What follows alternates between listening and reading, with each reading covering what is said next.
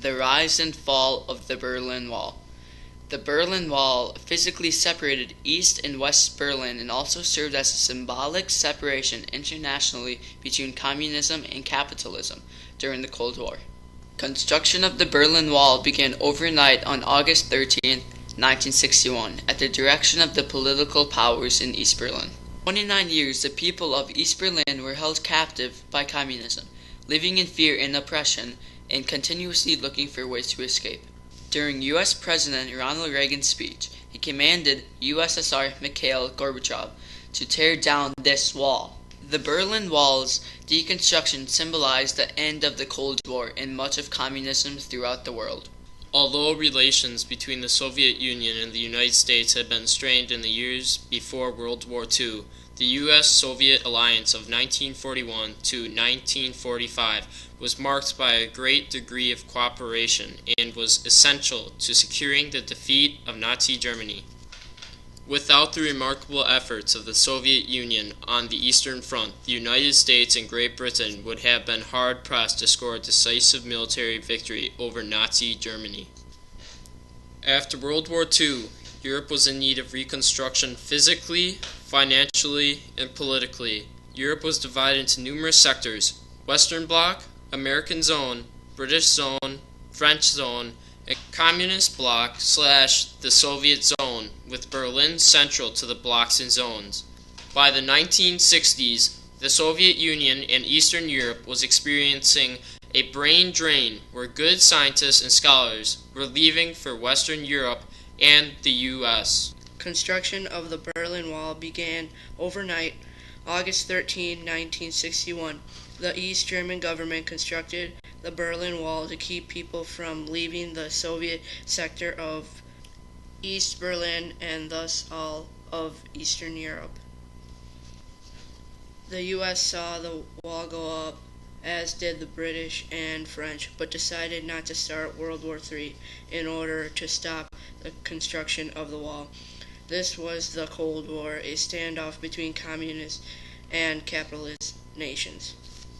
The Cold War was also evident in the United Nations. Shortly after the war, the U.S. had proposed the Baruch Plan, designed to halt nuclear development, but the Soviet Union felt it unfair to freeze conditions when the U.S. only had a nuclear bomb. In turn, greater tensions. So the Union vetoed the Baruch Plan, and the nuclear arm races began. Around 2.7 million people left East Germany and East Berlin between 1949 and 1961, causing increasing difficulties for the leadership of the East German Communist Party. Around half of this steady stream of refugees were young people under the age of 25. Roughly 500,000 people crossed the sector borders in Berlin each day in both directions, enabling them to compare living conditions on both sides. In 1960 alone, around 200,000 people made a permanent move to the west. East Germany was on the brink of social and economic collapse.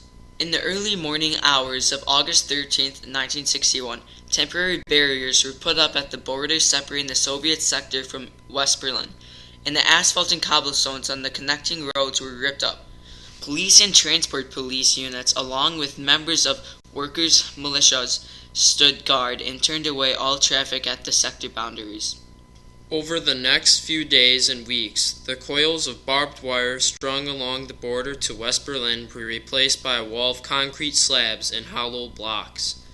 This was built by East Berlin construction workers under the close scrutiny of East German border guards. The East German government had the front entrances and ground floor windows bricked up. Residents could get to their apartments only via the courtyard, which was in East Berlin. From one day to the next, the wall separated streets, squares, and neighborhoods from each other and severed public transportation links. On 25 October 1961, American and Soviet tanks faced off against each other at the Friedrichshain border crossing used by foreign nationals, Checkpoint Charlie.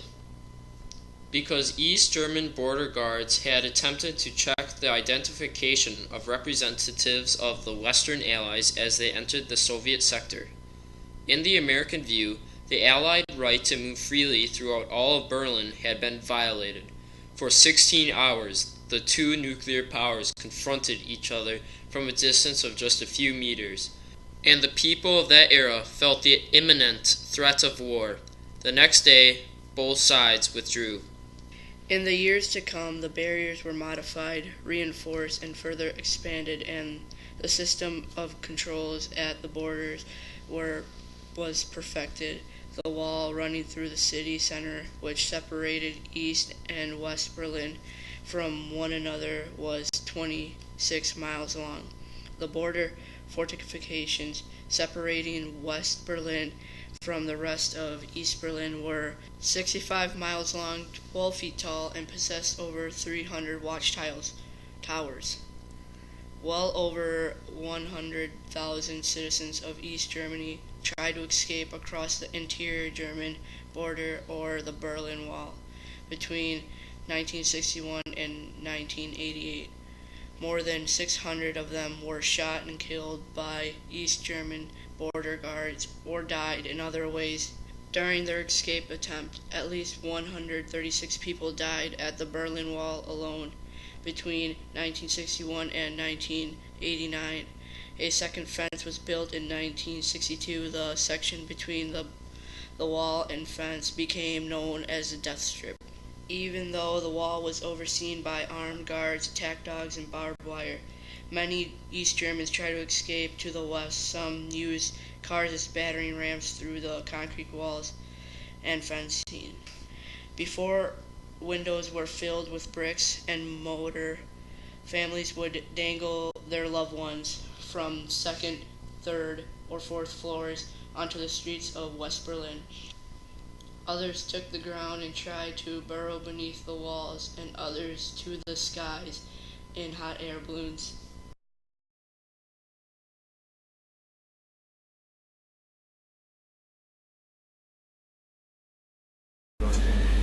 We welcome change and openness, for we believe that freedom and security go together, that the advance of human liberty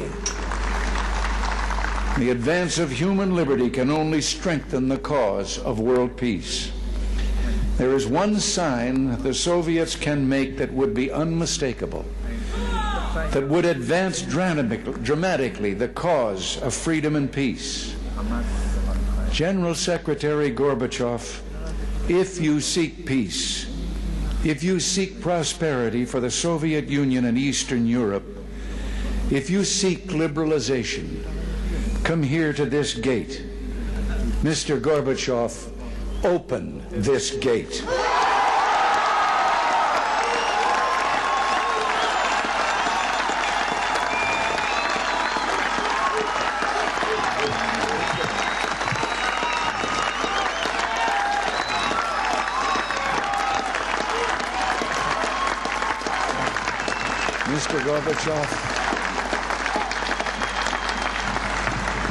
Mr. Gorbachev, tear down this wall.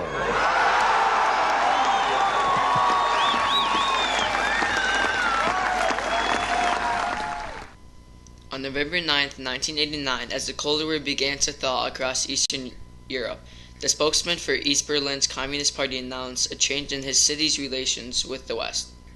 Starting at midnight that day, he said citizens of the East Germany were free to cross the country's borders.